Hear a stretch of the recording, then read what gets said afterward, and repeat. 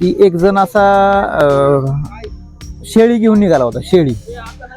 आणि दुसरा म्हणला की ती शेळी नाही तर ते कुत्रं आहे.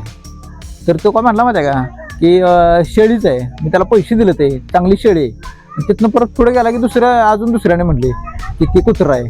मग ती तसं त्याला काय वाटलं, त्याला खरंच कुत्रं आहे का बघायला लागला. आणि परत पुढं गेल्यानंतर त्याच माणसाला असे 4-5 पोरं होती. आणि ती पोरं देशी म्हटली, कुठलं कुत्रं आणलंय, कसलं डेंजर कुत्रं आहे. तसं त्यानं बघितलं तर खरोखर त्याला कुत्रं दिसलं.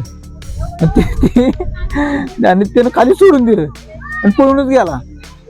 म्हणजे असं होतंय आपल्या आयुष्यात की जर एखादी म्हणजे बऱ्याच गोष्टी करत असतोय आणि दुसरं कोणी काय म्हटलं तर आपल्याला जे करायचं आहे ते आपण करतच नाही. म्हणजे यातून एक छानसा बोध आहे की आपल्याला जे काय वाटतंय ते बऱ्याच वेळा करणं गरजेचं आहे. दुसऱ्यानं काय म्हटलं की आपण ते ड्रॉ करायचं लगेच, हे काय बरोबर नाही.